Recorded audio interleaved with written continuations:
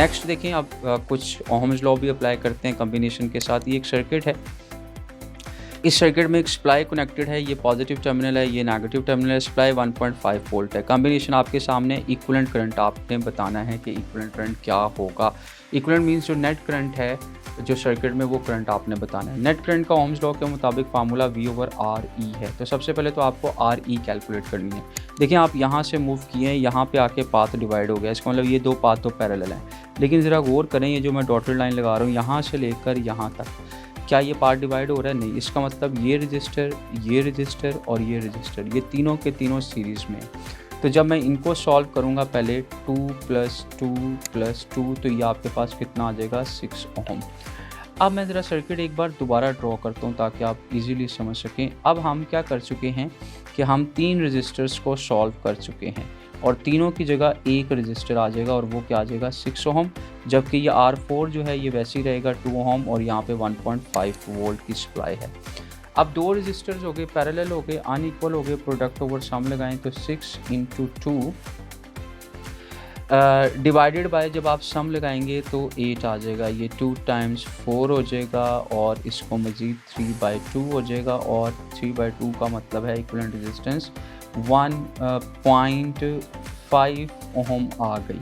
अब जब आप करंट निकालेंगे तो सप्लाई भी 1.5 है, डिवाइडेड बाय जो हमारे पास इक्विवेलेंट रेजिस्टेंस है वो भी 1.5 है, तो करंट कितना आ जाएगा? नेट करंट 1 एम्पेयर आ जाएगा। नेक्स्ट कॉम्बिनेशन देखें, दो रजिस्टर सीरीज़ में लगे हैं और आपसे ये कहा गया कि फॉर एग्जांपल R1 के क्रॉस जो पोटेंशियल है वो आपने बताना है और R2 के क्रॉस जो पोटेंशियल ड्रॉप है वो आपने बताना है।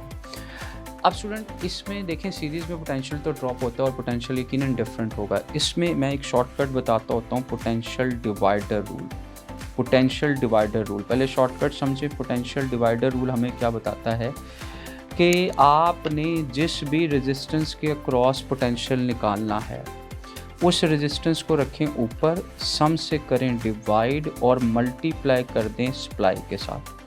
अब रेजिस्टेंस जो आपने कैलकुलेट जिसके क्रॉस निकालना R1 है 2, सम ऑफ द रजिस्टर कितना है 2 + 3 5 और सप्लाई कितना है 10, तो 5 10 से सिंप्लीफाई होके 4 वोल्ट हो गया। अच्छा, अब सेकंड रजिस्टर के क्रॉस निकालना है, वो R2 है, उसको ऊपर रखें, सम से जो है वो डिवाइड कर दें और सप्लाई पोटेंशियल सोर्स से मल्टीप्लाई कर दें। अब R2 जो है वो हमारे पास 3 है और 3 + 2 5 × 10, ये भी सिंप्लीफाई होगा तो ये 6 वोल्ट हो जाएगा। यानी इसके क्रॉस 4 वोल्ट आया और इसके क्रॉस 6 वोल्ट। आप जस्टिफाई भी कर सकते हैं, 4 + 6 जस्टिफाइड इज़ 10 वोल्ट।